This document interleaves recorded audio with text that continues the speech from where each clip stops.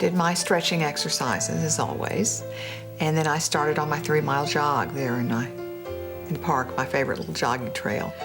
I was taking a shortcut through the park, late for lunch date. There were no warning signs at all, nothing. When I saw this man kneeling over Ellen, screaming for help. So I tossed my cell phone to the guy and told him to get busy and call 911. And she still wasn't breathing. So I started CPR right away.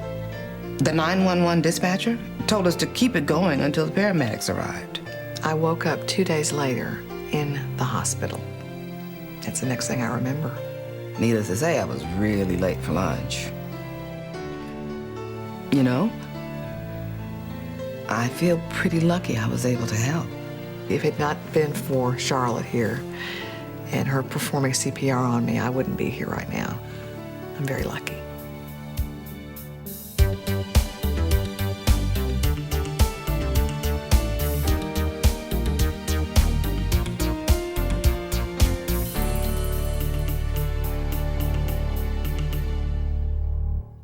Hello, I'm Beth Wilson.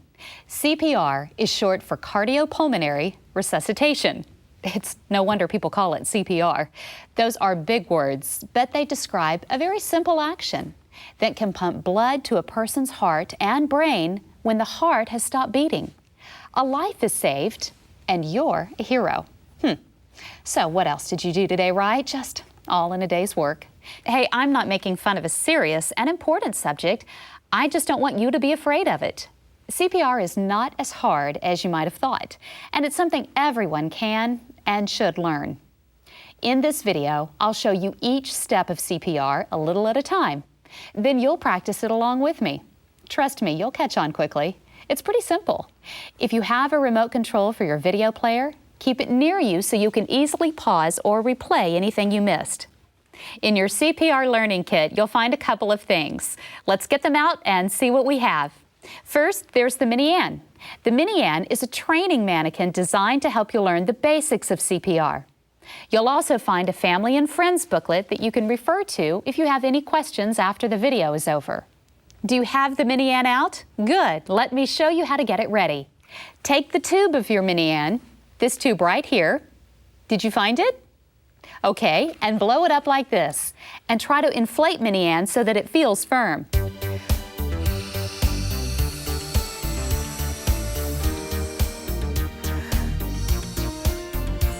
When you can't blow any more air into Mini-Ann, pinch the tube here to keep the air in while you plug the end of the tube like this. If you need some more time to get the Mini-Ann ready, just pause the video now.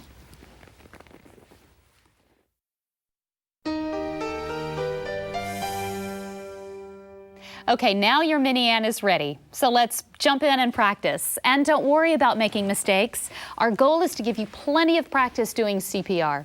And as we go along, I'll give you some tips to help you fine-tune your skills. First, place Mini-Ann in front of you, like this. Her chest should be at your knees with her head to one side. Now, let's try the easiest part first, which is pushing on the chest. Watch me to see where your hands should go. Imagine a line right between the nipples. Put the heel of your hand on that line in the middle of the chest. Now, lock your fingers, like this. Lean over the chest with your arms straight down. Okay, now you do it. Put the heel of one hand in the middle of the chest, right between the nipples along that imaginary line. Then put the other hand over the first and interlock your fingers. And now with your arms straight, push down, and then let the chest rise back up all the way. Like this. Got it? Okay, do it with me. Follow along with the beat of the music, and let's go. Be sure to let the chest rise all of the way back up between pushing down. Are you pushing straight down? Don't worry about making mistakes because this is just practice. Doing all right? Make sure that heel of your hand is right in the middle of the chest between the nipples. You're doing great. If you need to rest, stop the video and start again when you're ready. We're almost there. All right, good job. You did great. Well, are you all warmed up now? Good. You've just done the most important part of CPR, pumping blood through the body. Now, let's warm up some more with another part of CPR, breathing. That is, breathing for the other person. Watch me for a moment while I show you where to put your hands. Ease the head back with one hand on the forehead while lifting the chin with the fingers of your other hand. Okay, now you try that. One hand on the forehead, the fingers of the other under the chin. Be careful not to put your hand or arm on her neck, otherwise air won't go in and out. Have you got that? Good. Now let me show you how to get air into the Mini Ann. Watch me again for a moment. Use the hand on the forehead to pinch the nose, not yours, and then completely cover Mini Ann's mouth with your own like this. Now blow into Mini Ann. Breathe the air in for about 1 second and make the chest rise.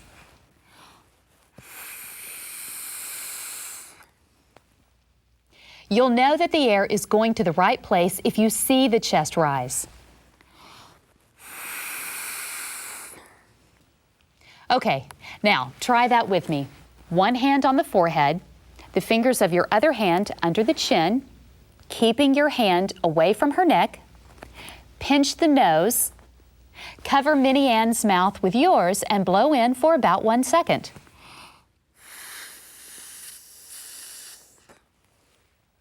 Did you see the chest rise on your Mini Ann? If you didn't, pause the video and keep working on that. If you need to see that again, back up the video to review what I just showed you. Okay, now let's try a few pairs of breaths to make sure that you've got it.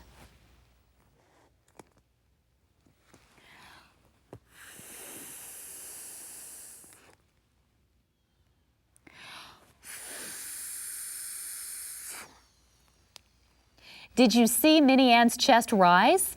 Good. Try it a couple of more times and remember to keep the head tilted, your hand away from her neck, and pinch the nose as you breathe into her mouth.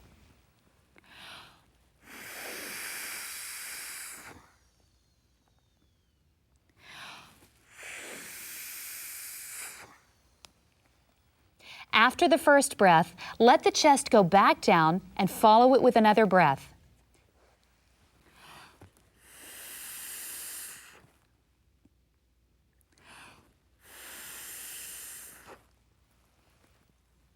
Great.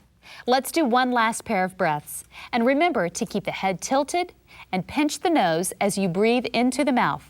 Remember to keep your hand away from her neck. Again, let the chest go back down and follow it with another breath.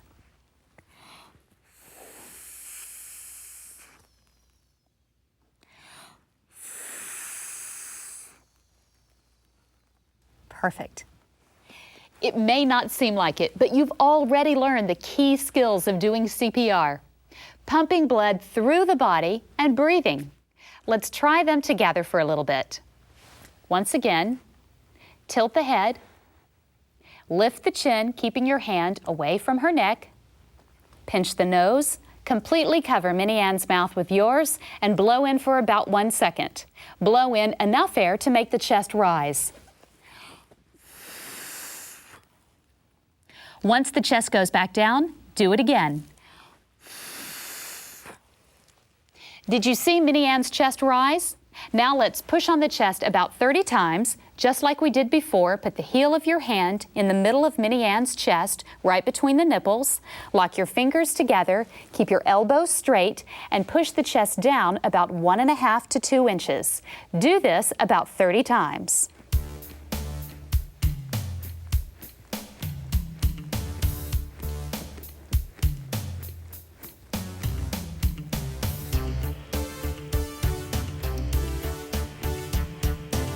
"26, 27, 28, 29, 30.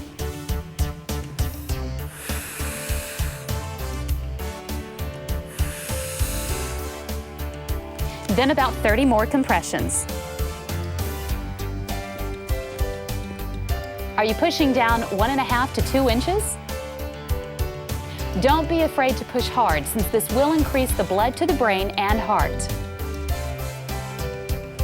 27, 28, 29, 30. If you need to rest, stop the video and begin again when you're ready.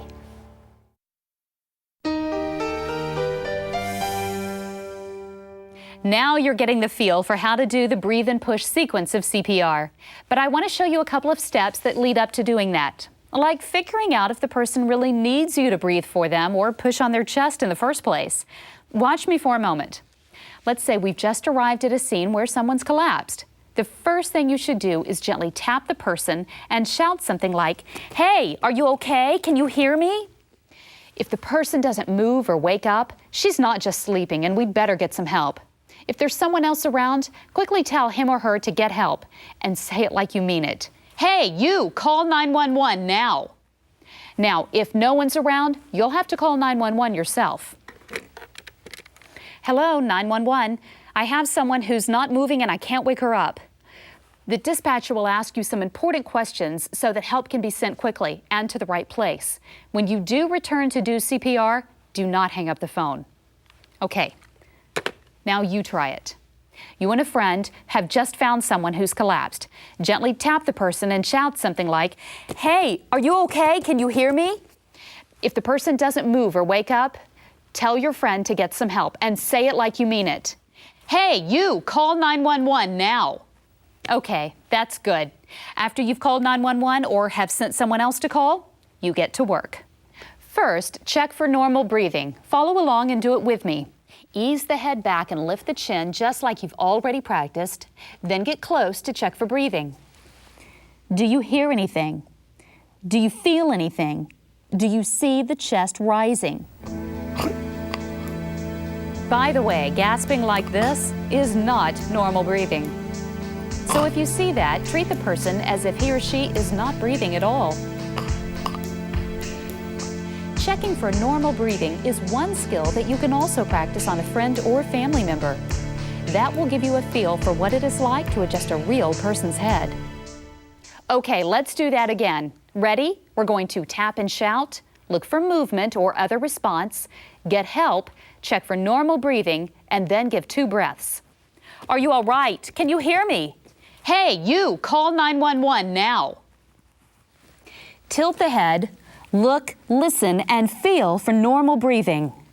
Not breathing? Pinch the nose and breathe for about 1 second to make the chest rise. Do it again. Keep your hand away from her neck. Okay, you've given 2 breaths. Now what? You have to start chest compressions. Just like you did before, put your hands in the center of her chest between the nipples. Keep your elbows straight and push the chest down about 1.5 to 2 inches. Do this about 30 times. Allow the chest to rise back up completely between compressions.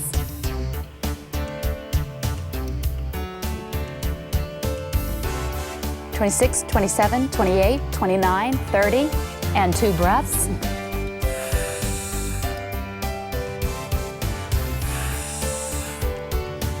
Then about 30 more compressions. Keep your arms straight as you push. It makes it a lot easier.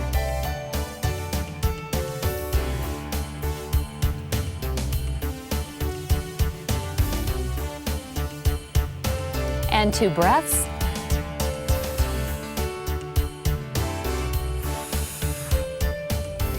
If there is still no response, continue the CPR cycle.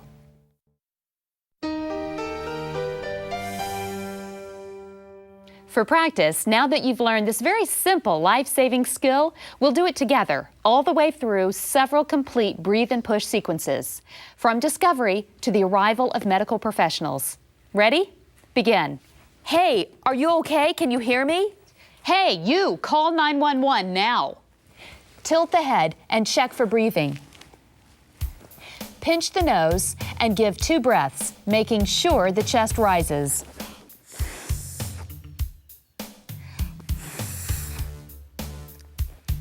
Still no breathing? Let's go.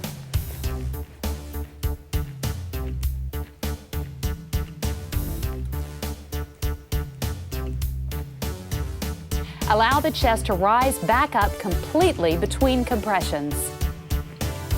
26, 27, 28, 29, 30.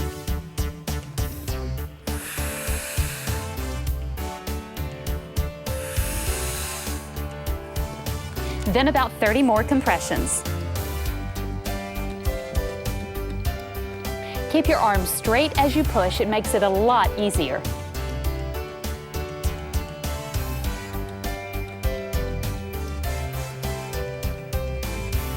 "27, 28, 29, 30. And 2 breaths.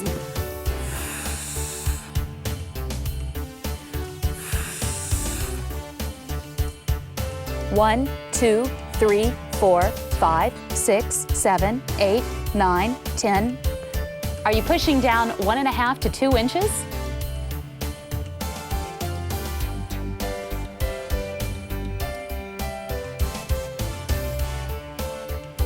Two breaths again.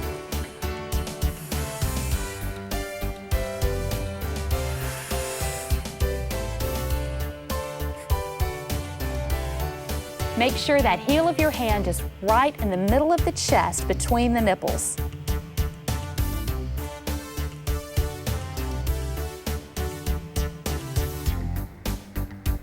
"27, 28, 29, 30.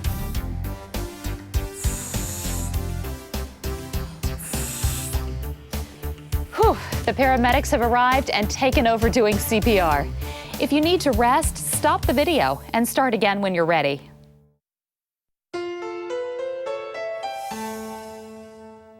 Now let me show you something that will help you practice on your Mini-Ann. See this little tab sticking out from under the chest? When you pull it out, it turns on a clicker in the chest to help you know how hard to push. Pull it out until you see the word adult. If you also see the word child, you've pulled it too far. Now when you press down deep enough, you'll hear a click. Let's use it while we go through the whole sequence again. Ready? Let's go. Hey, are you okay? Can you hear me? You, call 911 now. Tilt the head and check for breathing. Pinch the nose and give 2 gentle breaths, making sure the chest rises.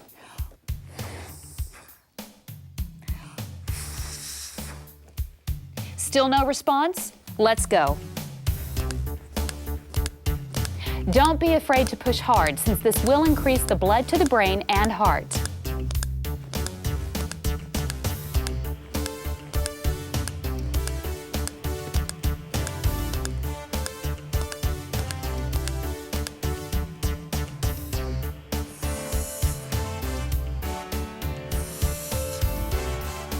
And 30 compressions.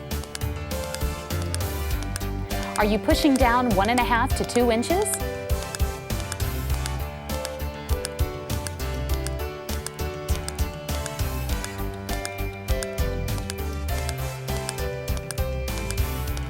Two breaths.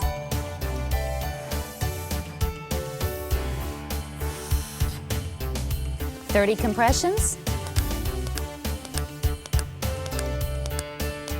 Keep your arms straight as you push. It makes it a lot easier.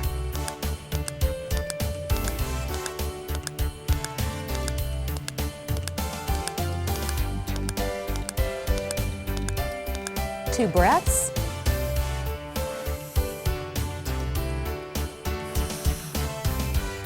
"30 compressions. Allow the chest to rise back up completely between compressions.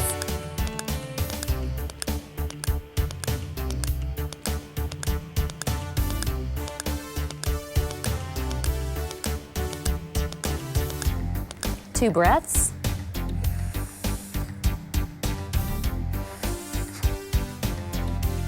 All right, good job. You did great.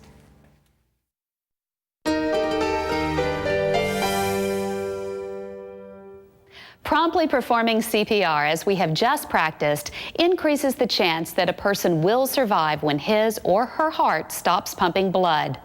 Often, the abnormal heart rhythm that is causing the problem can be corrected by an electrical shock from an automated external defibrillator, or AED. An AED is a machine that first reads or analyzes the heart rhythm and then tells you if an electric shock is needed to make the heart beat normally. Many companies and public places now have AEDs in case of an emergency. If one is available, have someone call 911 and bring you the AED as you begin the steps of CPR. Using an AED is safe. It cannot shock an unresponsive person unless he or she really does need it. Using an AED is also very easy. You only need to remember to open the box and turn it on. The AED will talk you through each step of its use. Some AEDs will turn on automatically when you open the cover. Others will require you to push the on button. The AED will first tell you to peel the backing off of the adhesive pads and place them on the bare chest in the locations shown by the pictures on the back of the pads, like this.